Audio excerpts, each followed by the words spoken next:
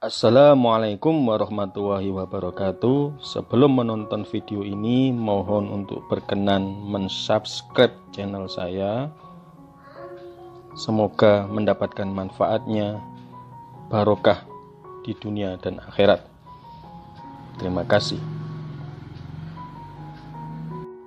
Kali ini mengupas soal-soal SKB. SKB guru kelas SD jurusan PGSD. Saya juga jurusan PGSD, jadi hanya mengupas soal SKB guru kelas SD jurusan PGSD saja untuk SKB-nya.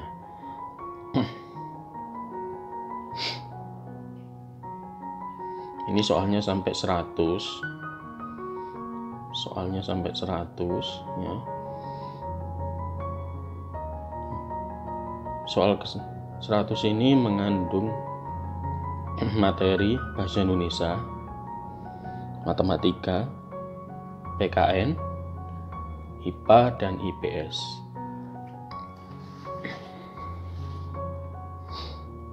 Sekarang soal nomor 1.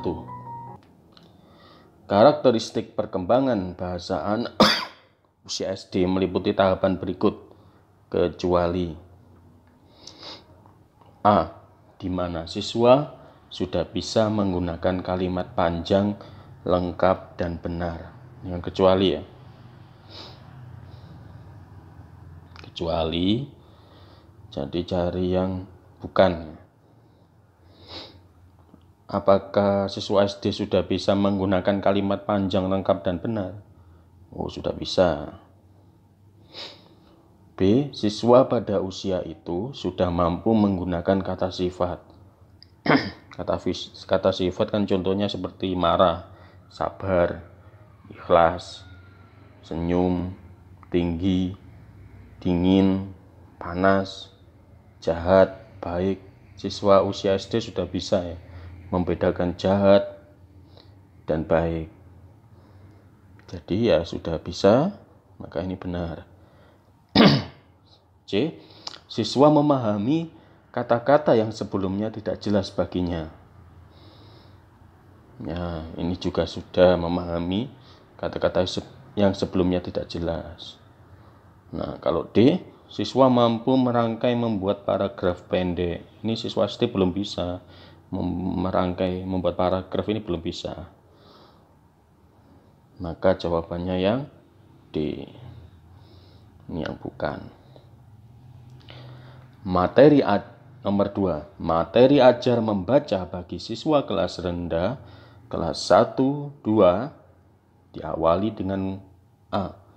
Teknik membaca nyaring, B. Teknik membaca cepat, C. Teknik membaca fokus, D. Teknik membaca visual. Kelas rendah ya, karena usia kelas 1 dan 2 itu kan masih suka teriak-teriak, masih suka berbicara lantang, masih melengking. Jadi kan lebih cocok ke A ya, teknik membaca nyaring. Jawaban A ini lebih cocok. Mikirnya seperti itu aja, pasti benar. 3. Materi ajar membaca bagi siswa SD kelas tinggi adalah materi menulis yang bertujuan untuk A. Membentuk kemampuan komunikasi tulis, B. Menambah makna kosakata, C. Menambah hafalan kata, D. Menambah pelajaran baru.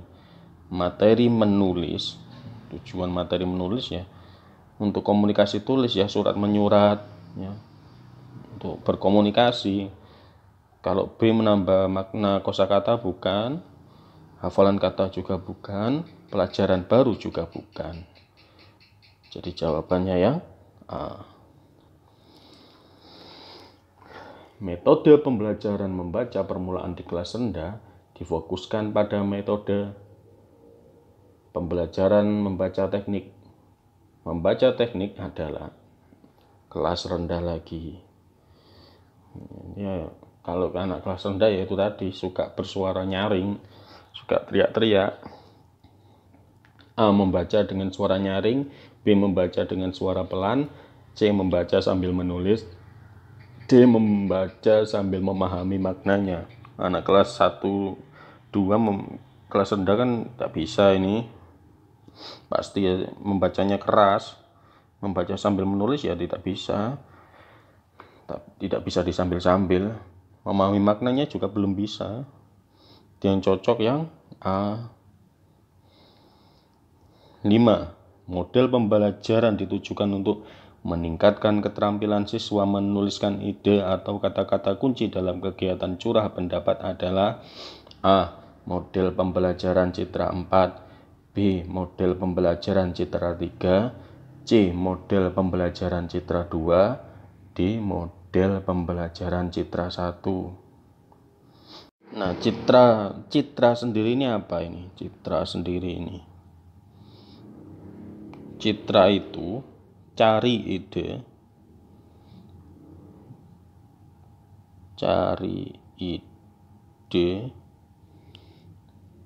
tanpa ragu, itu citra. Cari ide, tuliskan tanpa ragu. Cari ide, tuliskan tanpa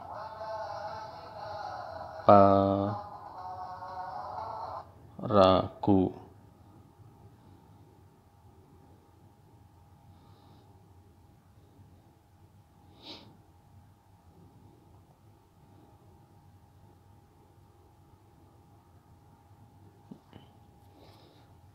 Jadi citra. Model pembelajaran citra 4 ini apa? Model pembelajaran citra 4 yang bagaimana?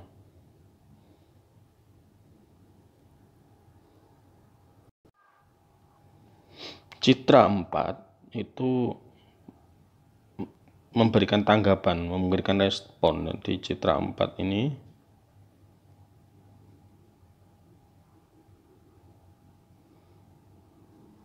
urutannya guru memberikan topik, siswa merespon, ketiga penilaian. Jadi kesesuaian.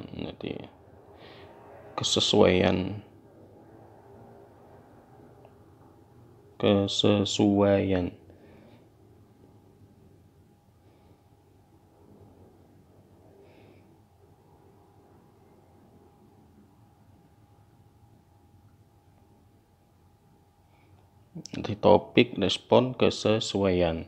Kalau citra 3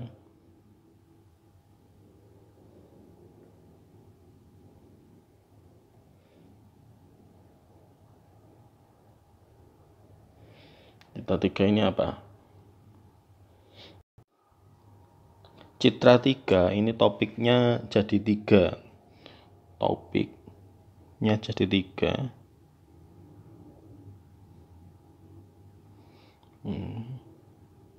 Awal, tengah, terus akhir.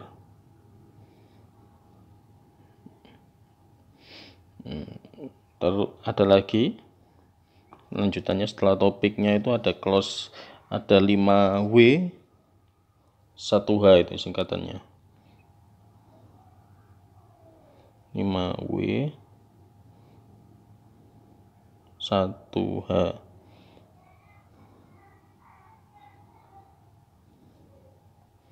Lima W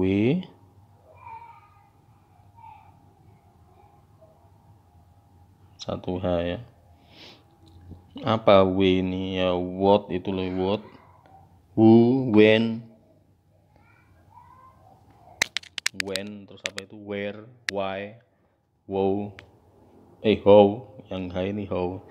Jadi ya kata tanya ya, what, 5W itu what, when, where, why, terus tambah who. Di apa, siapa, kapan, di mana, mengapa, bagaimana.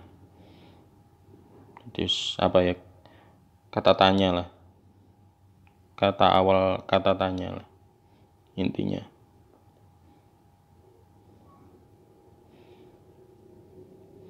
Terus penginderaan, ada penginderaan, ada penginderaan,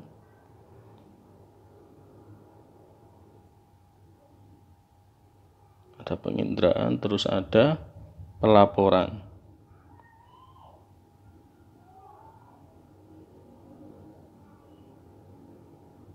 Terakhir, semantik.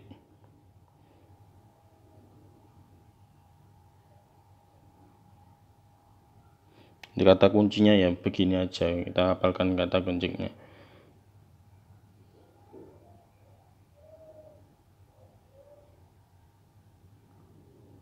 Semantik ini untuk merumuskan topiknya bacaan itu apa, topik karangan ini apa, ini merumuskan topik. Semantik itu merumuskan topik.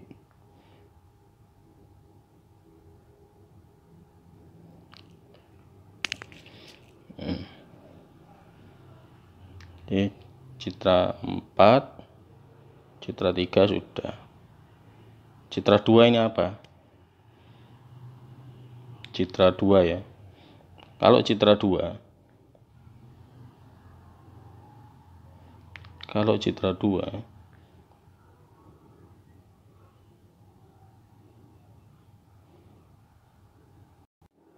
citra 2 itu topik dulu. Mesti pertama awalnya citra itu ya topiknya dulu. Guru menentukan topik. Terus siswanya ini menuliskan ide. Siswa menulis ide.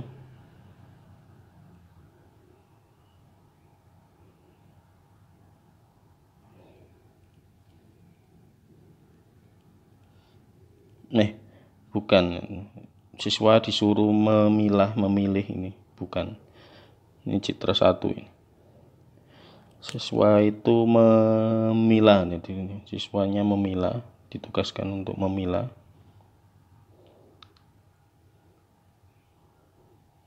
Memilah, memilih, menyusun ide topik. Memilih,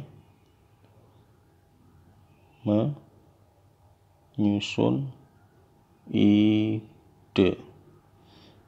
Yang terakhir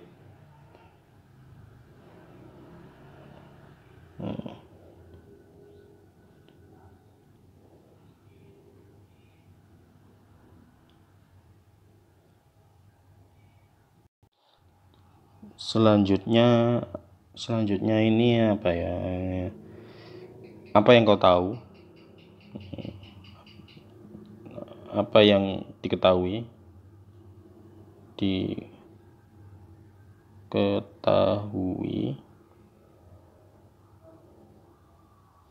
Ditemukan,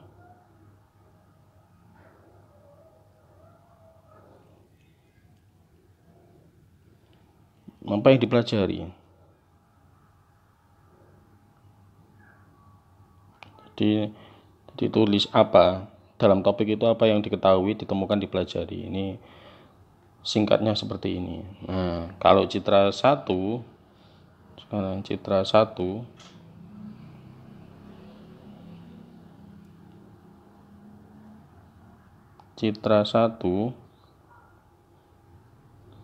ini ya, 1 mesti topik menuliskan ide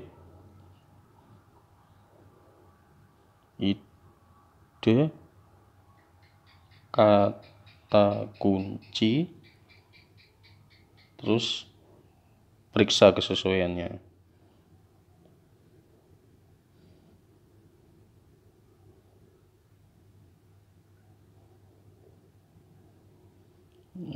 Kesesuaiannya tidak berhubungan atau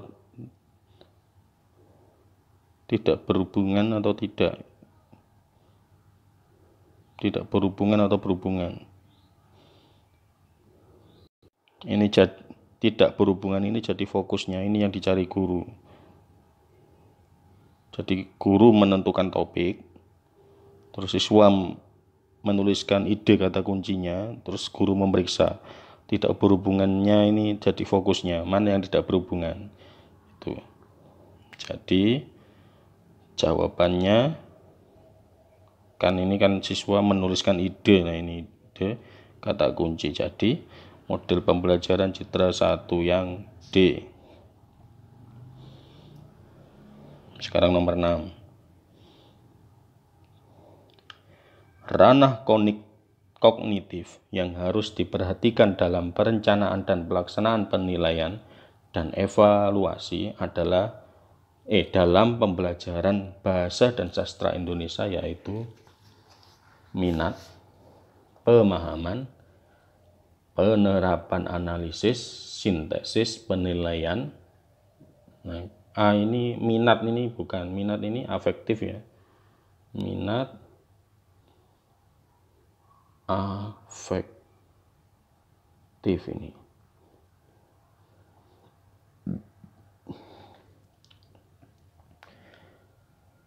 Yang B, ingatan, kemauan. Kemauan itu sama dengan minat, ini afektif juga. Ini bukan. Ini bukan. Ini afektif lagi.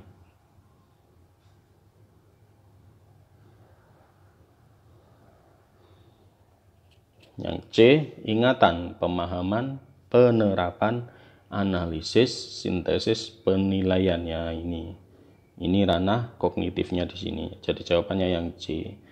Kalau kita lihat yang D, ingatan, pemahaman, kemauan lagi ini afektif. Afektif kan. Afektif itu kan berhubungan dengan sikap, berhubungan dengan apa lagi ya, perasaan, emosi, perasaan atau emosi, terus minat dan nilai-nilai ya, nilai-nilai tadi lebih ke apa ya, akhlak. Afektif ini lebih ke akhlak. Kalau kognitif ini ranah berpikir. Jadi ya C ini ingatan, pemahaman, penerapan, analisis, sintesis, penilaian. Ini ranah berpikir. Soal nomor 7.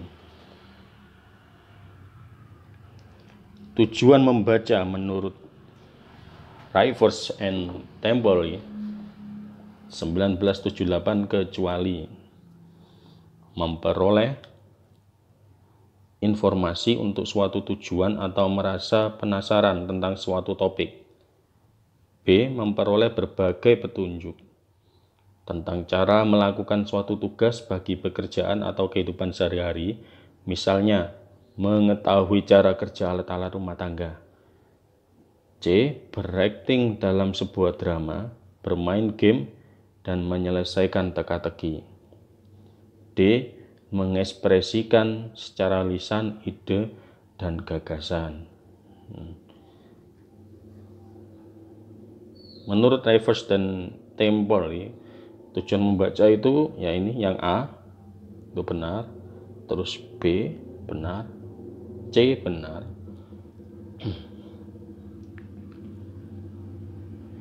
Yang bukan yang D.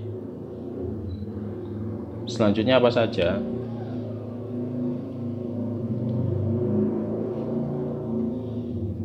Tujuan membaca ini ya, selanjutnya ringkasannya sih surat menyurat ya, untuk komunikasi tulis.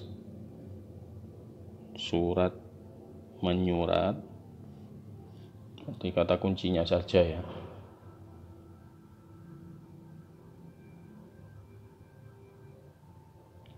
Kapan dan di mana ini? Kapan dan di mana terjadi? Kata kuncinya begini. Jadi ya kita ya pelajari kata kuncinya saja. Nanti kan ada ABC-nya. soal-soal pilihan ganda kan cukup dipelajari kata kuncinya. Jadi kalau mengandung kata-kata ini ya berarti itu yang benar. Yang tidak mengandung ya yang bukan ya, yang D ini.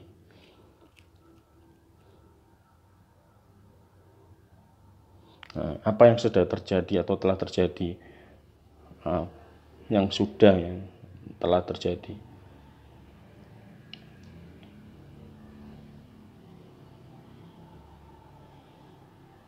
Yang sudah atau tujuannya ini terjadi.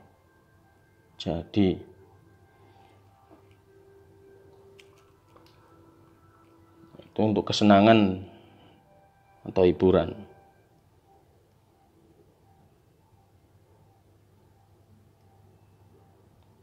Atau hiburan.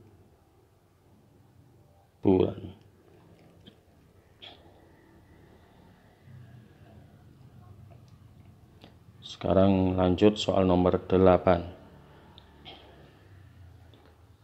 Perhatikan pengumuman berikut. Pemberitahuan kepada seluruh calon pengunjung dunia fantasi Jakarta bahwa pada hari, nah kalau soal seperti ini itu langsung baca soalnya saja, ini tidak usah dibaca dulu. Jadi langsung baca soalnya, yaitu ini, isi pengumuman di atas adalah, langsung lalu lihat pilihannya dulu, lalu cocokkan dengan bacaannya. Gak usah dibaca dulu soalnya, ini kelamaan. A. Rabu tanggal 8 Agustus 2012 pukul 8 dunia fantasi Jakarta buka. Ini kan gak ada informasi ini pukul. Kita cocokkan pukul 8 tidak ada di atas. Apaan ini ya kan? Bukan kan?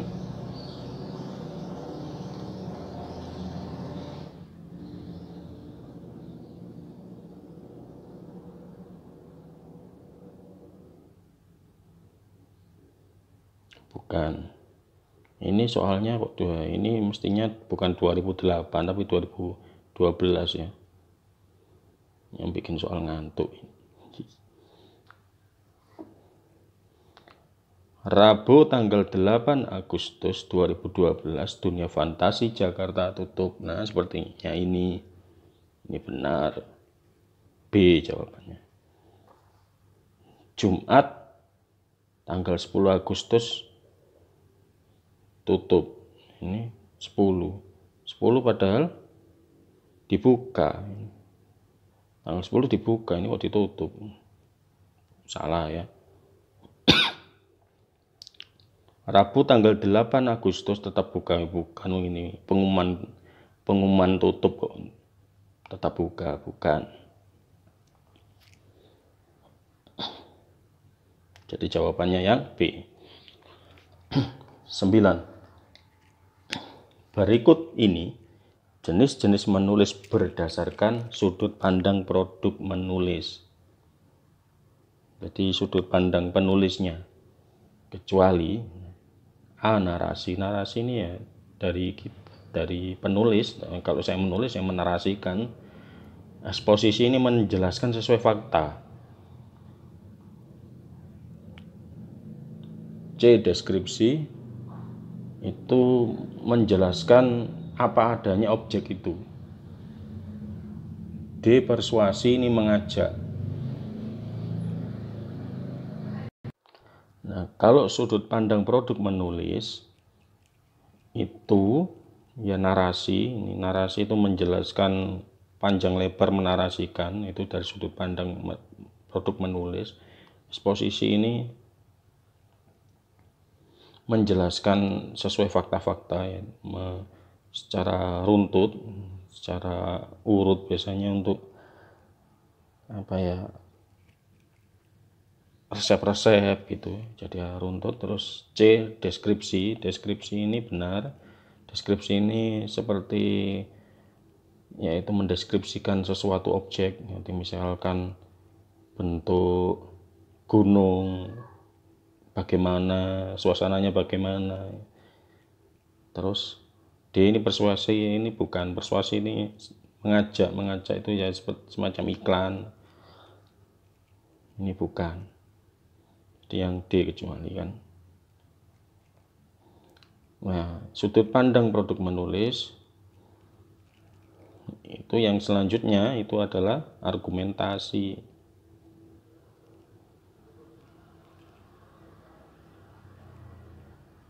Persuasi bukan.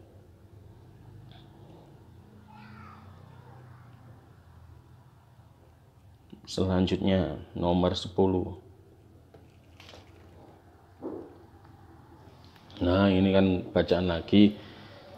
Jadi ya langsung ke soalnya. Isi berita di atas adalah A. Arus mudik lebaran di Kabupaten Blora tahun ini diperkirakan didominasi sepeda motor dan mobil ataupun bus charteran. Apakah seperti itu?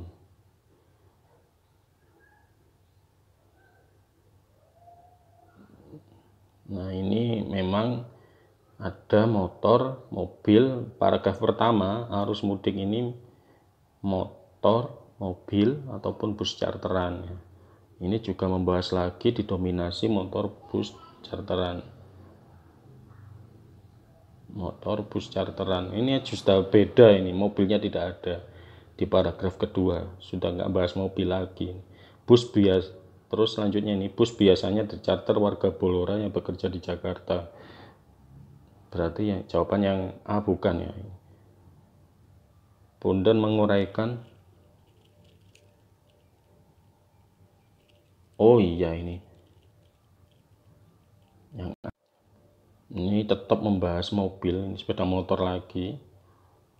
Ini paragraf selanjutnya ini membahas sepeda motor lagi, bus lagi, membahas itu. Ini bahas bus lagi, sepeda motor juga disebutkan tadi.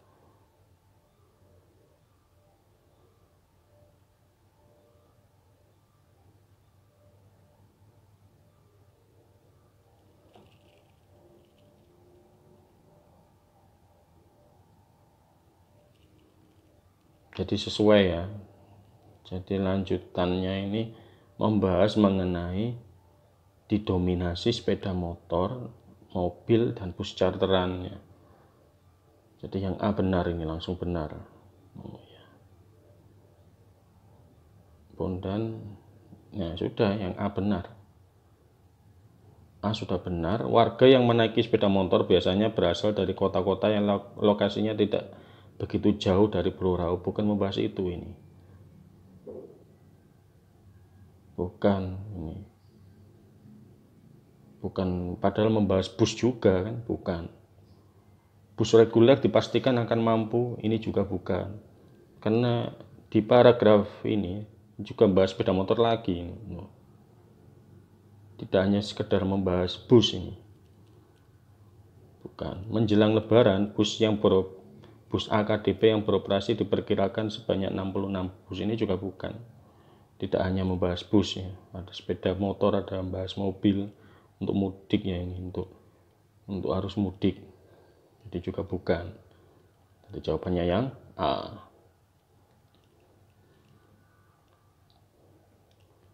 Nomor 11. Perhatikan penggalan cerita berikut. Nah, langsung saja. Isi cerita di atas adalah si Pitung merampok ke rumah Kumpeni karena ia iri melihat kaum Kumpeni bergelimang harta. Apakah membahas itu?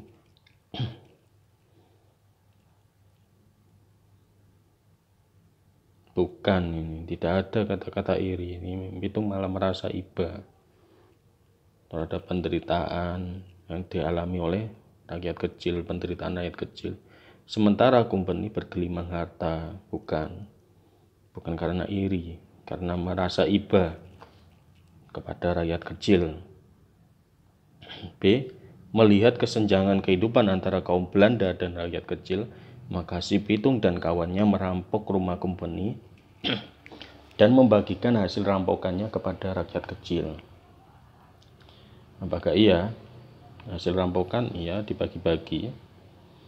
Melihat kesenjangan ya, ini tadi ada penderitaan rakyat kecil, penderitaan rakyat kecil, sementara company-nya hidup dalam kemewahan.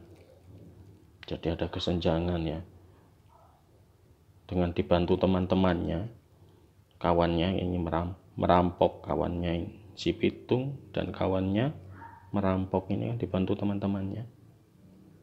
Si Pitung mulai merencanakan perampokan dan hasil baginya dibagi, membagikan hasil. Jadi sudah mencakup paragraf pertama dan kedua yang B ini. Jawabannya yang B. Yang C, si Pitung mencuri rumah company karena mereka galak. Oh, tidak ada ini. Tidak ada tentang galak lagi ini. Motifnya karena merasa iba, bukan karena galak. Kan ada kesenjangan karena merasa iba dengan penderitaan rakyat kecil, sementara company hidup dalam kemewahan, bukan. Si Pitung dan rakyat kecil bersama-sama merencanakan pencurian terhadap rumah company. Ini bukan, kalau merencanakan ya ada rencana-rencananya, bagaimana mencurinya itu lewat mana. Ini bukan membahas tentang rencananya. Cerita itu bukan membahas tentang rencana saja ya. Tidak ada. Rencana itu kan menyusun rencananya bagaimana mencurinya. Dibobol masuknya itu lewat mana, kan bukan. Jadi D bukan.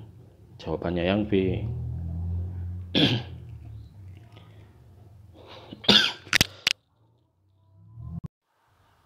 Sekarang nomor 12.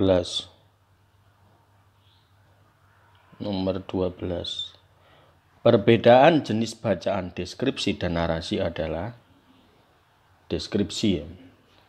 Saya bahas dulu ya deskripsi. Deskripsi ini menerangkan keadaan suatu benda atau kejadian. Menerangkan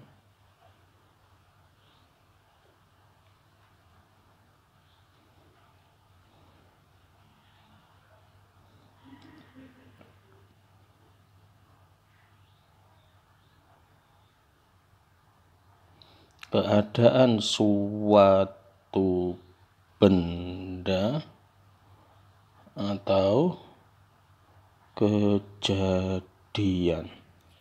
Sedangkan narasi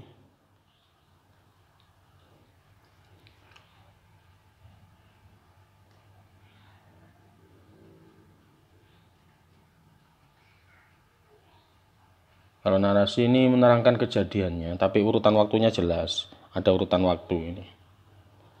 Sama menerangkan keadaan suatu kejadian, tapi ada urutan waktu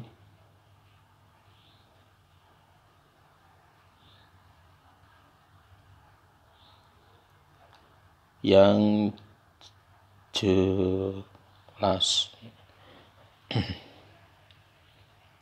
Gimana ya jawabannya? A. Bacaan deskripsi berisi menerangkan keadaan suatu benda atau kejadian, sedangkan narasi menerangkan kejadian dengan urutan waktu yang jelas. Nah, ini jawabannya yang A. Perbedaan jenis bacaan argumentasi dan eksposisi ada.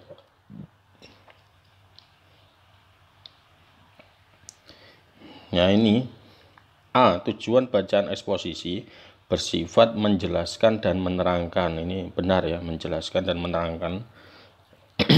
Sedangkan bacaan argumentasi bertujuan memengaruhi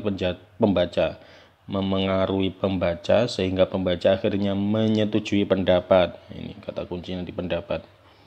Argumentasi, eksposisi itu menjelaskan dan menerangkan, betul. Keyakinan dan sikap penulis itu benar. Argumentasi itu tujuannya seperti itu. Jadi jawabannya yang benar adalah A. Nah, ini eksposisi kok pendapat, bukan. Eksposisi menceritakan, nah menceritakan suatu objek ini bukan, ini deskripsi, cerita berdasarkan urutan waktu, ini narasi, ada urutan waktunya. Ini eksposisi betul, menjelaskan, menerangkan betul. Bacaan argumentasi memengaruhi pembaca, akhirnya setuju dengan apa yang ditulis penulis. Tapi tidak ada pendapat, ini argumentasinya tidak ada kata pendapat. Jadi tetap jawabannya yang A. 14. Menyusun surat dinas, hal yang harus diperhatikan kecuali A. Bahasa yang digunakan dengan etika, estetika, dan logika. B. Menarik, padat, dan jelas. C. Bahasa yang digunakan dapat mewakili isi dan tujuan surat. D. Harus memiliki kepala surat. Ini menyusun surat. Yang harus diperhatikan itu apa? Kecuali. Kalau harus memiliki kepala surat, ini semacam strukturnya ya, struktur dari surat. Memiliki kepala surat, ini strukturnya surat. Ini tidak harus surat dinas, tidak harus surat yayasan juga ada kepala surat atau kop surat ya kan. Tidak mesti, karena surat-surat biasa juga ada kop suratnya, surat RT RW juga ada kop suratnya, tidak mesti surat dinas.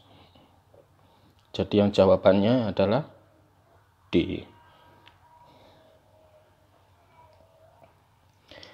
15. Gambaran utuh dari sebuah makalah yang hendak dituliskan pada bagian A. Pendahuluan, B. Isi, C. Penutup, D. Kesimpulan. Gambaran utuh itu biasanya, itu biasanya ya di bagian pendahuluan, yang A.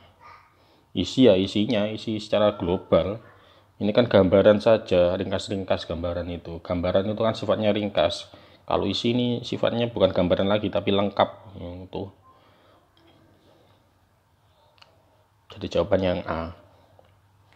16. Menganalisis unsur intrinsik dan ekstrinsik, struktur, dan ciri-ciri karya sastra puisi.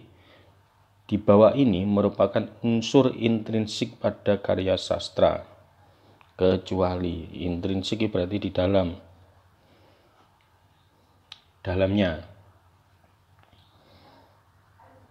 Tema, ya.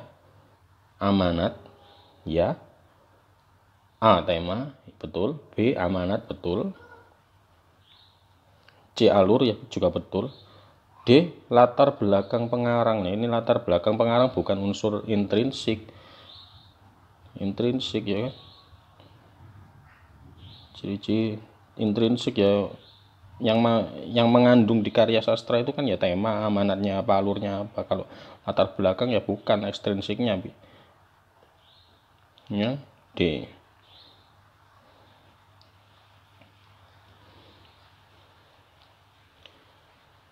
17. Prosa lama tidak berkembang sesuai dengan perkembangan zaman. Ini berarti ciri-ciri dari prosa lama yaitu ini tidak berkembang ya. Tidak berkembang itu berarti kan statis, diam. Kalau berkembang dinamis. Jadi ini pilihan D sudah kelihatan statis, kan tidak berkembang, tetap ya kan.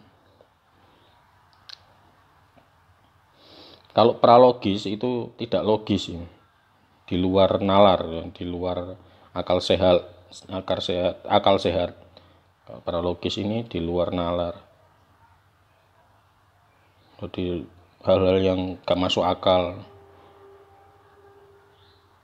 pokoknya terlalu luar biasa lah ya, tidak masuk akal, itu paralogis. Kalau B anonim itu apa? Ini hidup di tengah masyarakat. Hidup di tengah-tengah masyarakat.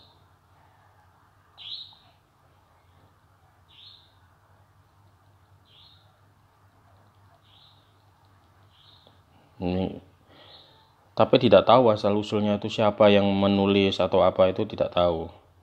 Jadi tidak diketahui siapa yang menulis, tidak diketahui.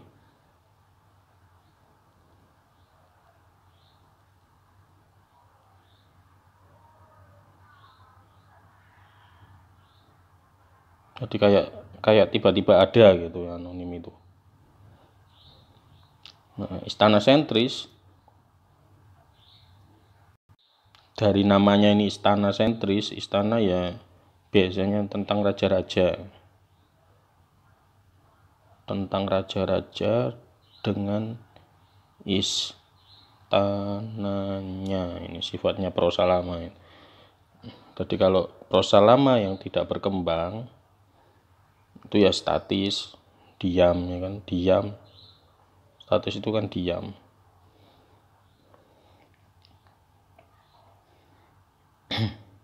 Nomor 18. Ini boleh kalau panjang seperti ini langsung dibaca pertanyaannya, langsung dibaca yang bagian ini ya. Dari kalimat di atas akan disusun langkah-langkah membuat parafrase puisi ke prosa. Susunan yang tepat yaitu A.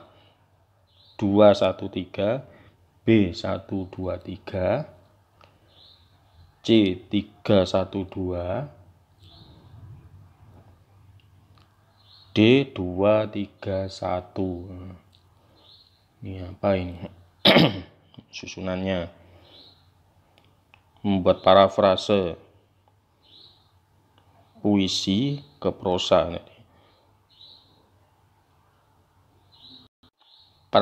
Parafrase ini adalah mengungkapkan kembali.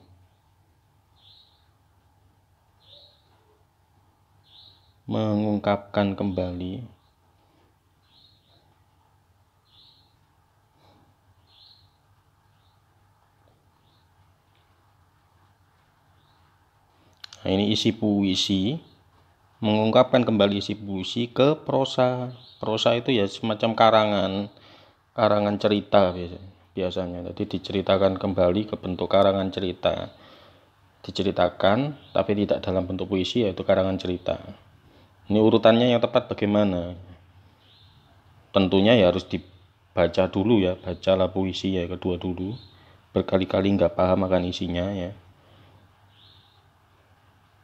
Terus tambahkan kata-kata atau tanda baca yang sengaja dihilangkan penyair. Ingat, penambahan kata atau tanda baca harus sesuai dengan pemahamanmu terhadap isi puisi. Nah, ini tahap 3 sudah kelihatan. Ubahlah puisi ke dalam bentuk prosa. Ini tahap akhir. Sudah nampak ya. Karena kan tujuannya ke prosa ini. Tujuannya adalah langsung ke prosa. Jadi ini tahap akhir. Maka jawabannya yang di nomor 19. Salah satu cara menilai prosa adalah teknik penyekoran analitik. Maksudnya adalah A.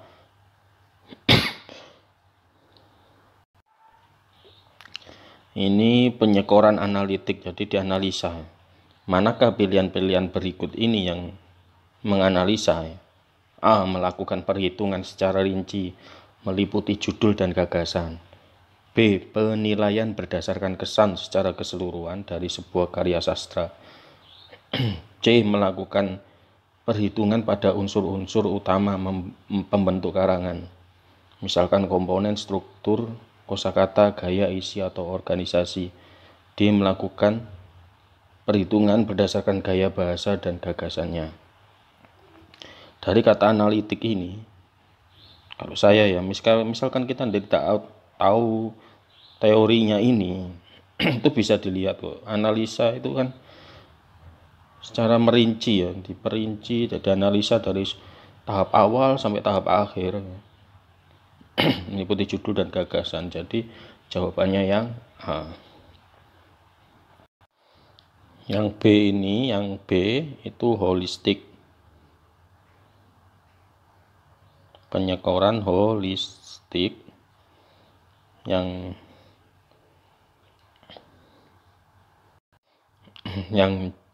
C itu melakukan perhitungan pada unsur-unsur utama pembentuk karangan. Misalkan komponen ini yang nomor 3, jadi yang biasanya ini urutannya itu pilihannya itu ini yang nomor 3, holistik ini nomor 1, penyekoran analitik ini nomor 2. Ini bukan cara menilai prosa ini. Yang D ini bukan termasuk.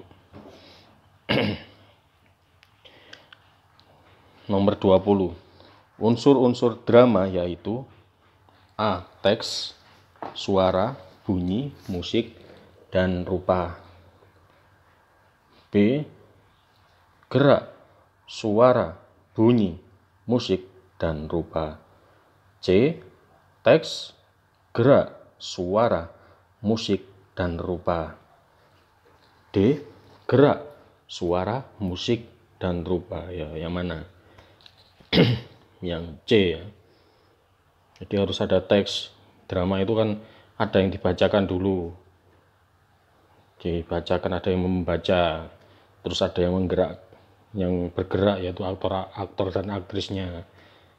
Nah, ada dibacakan. Pada suatu hari datanglah, nah itu baru kemudian datanglah aktornya itu untuk berakting sesuai dengan teks yang dibacakan. Terus suara, musik, dan rupa, sehingga yang C. Demikian ini untuk tahap bahasa Indonesia ya. Nomor 21 sampai nomor 40 nanti itu PKN. Kemudian selanjutnya 41 sudah masuk matematika ya. 41 sampai 60 matematika. 61 sampai 80 itu masuk ke IPA. 81 sampai 100 IPS. Jadi bahasa Indonesianya ini nanti part satunya, karena nanti yang saya bahas itu ada beberapa soal SKB guru kelas, jadi nanti judulnya SKB guru kelas SD PGSD 1 Romawi bagian 1 bahasa Indonesia ya, bagian 2-nya PKN. Terima kasih. Yang belum subscribe mohon segera subscribe ya. Semoga ilmunya bermanfaat di dunia dan di akhirat, dan dientengkan rezekinya. Wassalamualaikum warahmatullahi wabarakatuh.